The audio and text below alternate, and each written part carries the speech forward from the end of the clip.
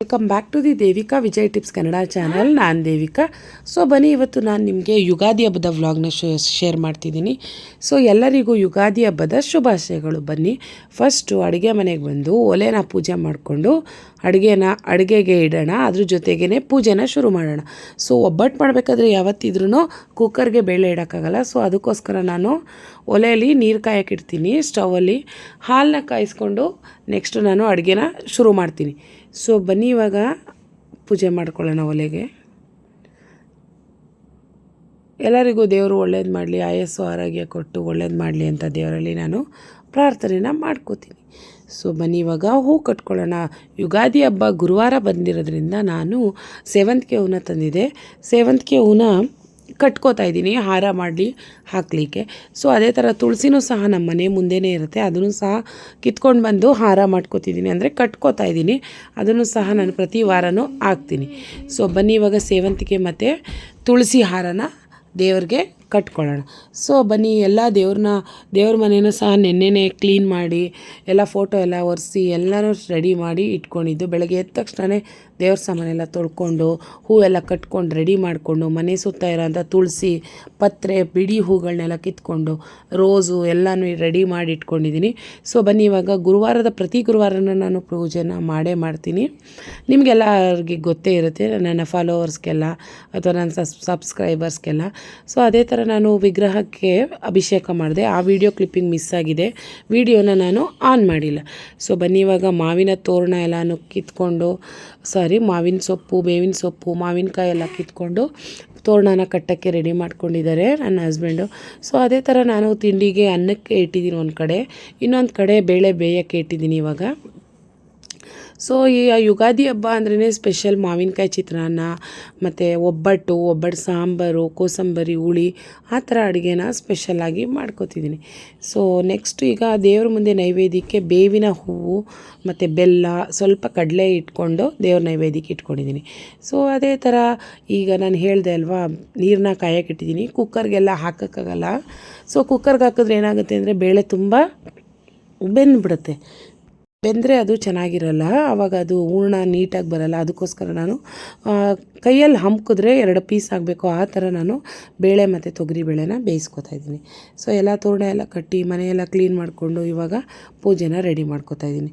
So ಯಾರೆಲ್ಲ ಚಾನಲ್ನ follow ಮಾಡಿದೆ, ಸೊ ಅದೇ ಥರ ತೋರಣ ಎಲ್ಲ ಕಟ್ಕೊಂಡು ರೆಡಿ ಮಾಡ್ಕೊ. ಯಾವುದೇ ಒಂದು ಹಬ್ಬ ಇರಲಿ, ಯಾವುದೇ ಒಂದು ಪೂಜೆ ಇರಲಿ, ಅಥವಾ ಯಾವುದೇ ಒಂದು ಮನೆ ಕೆಲಸ ಇರಲಿ, ಪ್ರತಿಯೊಂದು ಸಲಿನೂ ನನ್ನ ಹಸ್ಬೆಂಡು ಹೆಲ್ಪ್ ಮಾಡ್ತಾರೆ.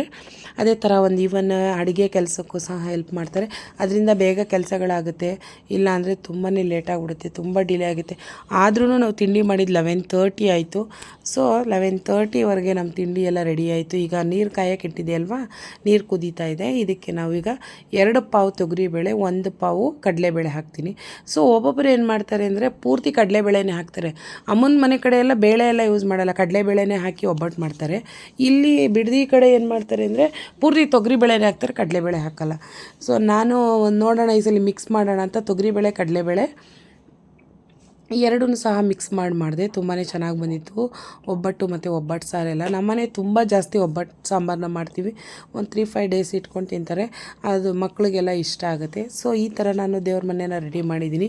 ಗುರುವಾರ ಆಗಿರೋದ್ರಿಂದ ತುಳಸಿ ಹಾರ ಮತ್ತು ಸೇವಂತಿಗೆ ಹಾರನ ಹಾಕಿ ಪೂಜೆನ ಶುರು ಮಾಡ್ಕೊತಿದ್ದೀನಿ. ಸೊ ಅದೇ ಥರ ಮಾವಿನಕಾಯಿ ಚಿತ್ರಾನ್ನಕ್ಕೆ ಮಾವಿನಕಾಯಿನ ತುರ್ಕೋತಿದ್ದೀವಿ. ಅಂದರೆ ತುಂಬ ಏನು ದಪ್ಪು ಮಾವಿನಕಾಯಿ ಅಲ್ಲ, ಅದು ಪುಟಾಣಿ ಮಾವಿನಕಾಯಿನೇ. ಹುಳಿ ಮಾತ್ರ ಚೆನ್ನಾಗಿತ್ತು. ಸೊ ಅದೇ ಥರ ನಾನು ಇವತ್ತು ಒಂದು ಶಾರ್ಟ್ಸ್ನ ಅಥವಾ ನಾನು ಜ್ಯುವೆಲರೀಸ್ನ ಸೇಲ್ ಮಾಡ್ತಿದ್ದೀನಿ ಅಲ್ವಾ, ಅದೇ ವಿಡಿಯೋನ ಅಪ್ಲೋಡ್ ಮಾಡ್ತಿದ್ದೀನಿ. ಸೊ ಏನು ಅಂದರೆ ಇದು ಪಂಚಲೋಹ ಜ್ಯುವೆಲರೀಸು, ಅಡಿಗ ಮತ್ತು ಪಂಚಲೋಹ ಜಂಬೂ ಓಲೆ ಜುಮ್ಕಿ, ಅದ್ರ ಜೊತೆ ಕಡ್ಡಿ ಮಾಟಿ. ಸೊ ಇದನ್ನು ಸಹ ನಾನು ಸೇಲ್ ಮಾಡ್ತೀನಿ. 1 ಗ್ರಾಮ್ ಗೋಲ್ಡ್ ಜ್ಯುವೆಲರಿ ಪ್ರತಿಯೊಂದು ಮೈಕ್ರೋ ಗೋಲ್ಡ್ ಪಾಲಿಶು ಅಥವಾ ಎಡಿ ಸ್ಟೋನ್ ಆಗಿರ್ಬೋದು, ಪ್ರತಿಯೊಂದು ಜ್ಯುವೆಲರೀಸ್ನು ನಾನು ಸೇಲ್ ಮಾಡ್ತೀನಿ.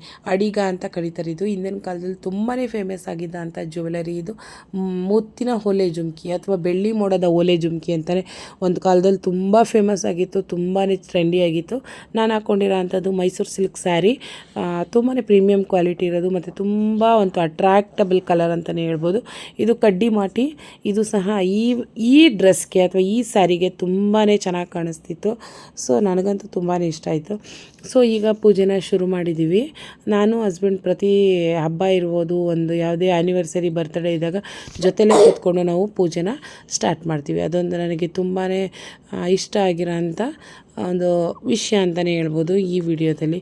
ಸೊ ಬನ್ನಿ ಈಗ ಪೂಜೆನ ಶುರು ಮಾಡೋಣ.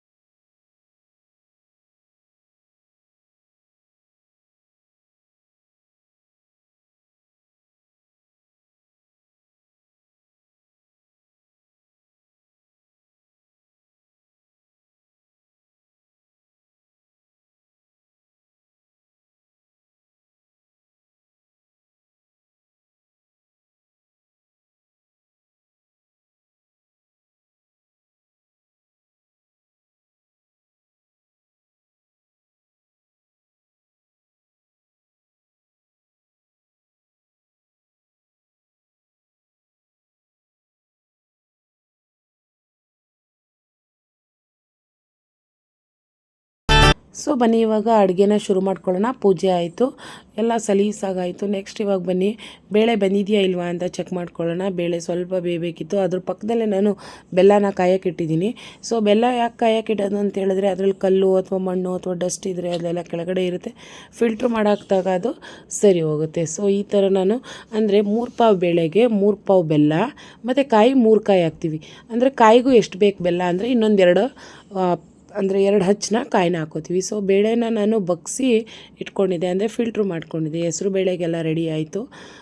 ಸೌತೆಕಾಯಿ, ಕ್ಯಾರೆಟ್ ಎಲ್ಲ ರೆಡಿ ಆಯಿತು. ಈ ಕಡೆ ಇನ್ನೊಂದು ಕಡೆ ಸಾಂಬಾರನ್ನ ನಾನು ಏನು ಬೇಳೆ ನೀರನ್ನ ಬಗ್ಸ್ಕೊಂಡಿದ್ದೆ ಆ ನೀರು ಕುದಿಯೋಕೆ ಇಟ್ಟಿದ್ದೀನಿ. ಈ ಕಡೆ ಹೂರ್ಣಕ್ಕೆ ನಾನು ರೆಡಿ ಮಾಡ್ಕೊತಿದ್ದೀನಿ. ಸ್ವಲ್ಪ ಬೆಲ್ಲ ಶಾರ್ಟೇಜ್ ಆಯಿತು ಅನ್ನಿಸ್ತು, ಅದಕ್ಕೆ ಪುಡಿ ಬೆಲ್ಲನೇ ಸ್ವಲ್ಪ ಆ್ಯಡ್ ಮಾಡ್ಕೊಂಡಿದ್ದೀನಿ. ಸೊ ಏನು ಕಾಯಿ ತುರ್ಕೊಂಡಿದ್ದು 3 ಪಾವು ಬೆಲ್ಲಕ್ಕೆ 3 ಕಾಯಿನ ತುರ್ಕೊಂಡು ರೆಡಿ ಮಾಡ್ಕೊಂಡಿದ್ದು. ಅದನ್ನು ಸಹ ಈರುಳ್ಳಿ ಬೆಳ್ಳುಳ್ಳಿ ಎಲ್ಲ ಫ್ರೈ ಮಾಡಿಕೊಂಡು ಅದನ್ನು ಸಾಂಬಾರು ಪುಡಿ ಜೊತೆ ಹಾಕಿ ಚೆನ್ನಾಗಿ ಗ್ರೈಂಡ್ ಮಾಡ್ಕೊಂಡು ಹಾಕಿದ್ದೀವಿ. ಸೊ ಈ ಕಡೆ ನಾನು ಗ್ರೈಂಡರ್ನ ಆನ್ ಮಾಡ್ಕೊಂಡಿದ್ದೀನಿ. ನಾನು ಏನೇನು ಕಡಲೆಬೇಳೆ, ಬೆಲ್ಲ, ಕಾಯಿ ತುರಿ ಎಲ್ಲನೂ ಬೇಯಿಸಿಟ್ಕೊಂಡಿದ್ದೀನೋ ಅದಕ್ಕೆ ಇದನ್ನು ಹುರ್ಕೊಂಡಿರೋ ಅಂಥ ಹೂರ್ಣದ ಹಿಟ್ಟನ್ನ ಹಾಕ್ಕೊಂಡು ಗ್ರೈಂಡ್ರಲ್ಲಿ ಆಡಿಸ್ಕೊಳ್ಳೋಣ. ಮಿಕ್ಸಿಲಾದರೆ ಮಿಕ್ಸಿ ಜಾರೇ ಹಾಳಾಗ್ಬಿಡುತ್ತೆ. ಸೊ ಅದಕ್ಕೋಸ್ಕರ ಈ ಥರ ಗ್ರೈಂಡ್ರಲ್ಲಿ ಆನ್ ಮಾಡ್ಕೊಳ್ಳೋಣ. ಇದು 10 ನಿಮಿಷಕ್ಕೆ ಆಗೋ ಅಂಥ ಕೆಲಸ. ಸೊ ನಾವು ಈ ಥರ ಯೂಸ್ ಮಾಡ್ತೀವಿ. ಸ್ವಲ್ಪ ಜನ ಎಲ್ಲ ಮಿಕ್ಸಿನೇ ಯೂಸ್ ಮಾಡ್ತಾರೆ. ಏನಾದರೂ ತೆಳ್ಳಗಾಯಿತು ಅಂತ ಹೇಳಿದ್ರೆ ಒಬ್ಬಟ್ಟು ಅದಕ್ಕೆ ಸ್ವಲ್ಪ ಕಡಲೆ ಇರುತ್ತಲ್ಲ, ಡ್ರೈ ಕಡಲೆನೂ ಸಹ ಹಾಕಿ ಮಾಡ್ತಾರೆ. ಸೊ ಈಗ ಹೂರ್ಣನೆಲ್ಲನೂ ಚೆನ್ನಾಗಿ ಕಟ್ಟಿ ಉಂಡೆ ಕಟ್ಟಿ ಇಟ್ಕೊಳ್ಳೋಣ.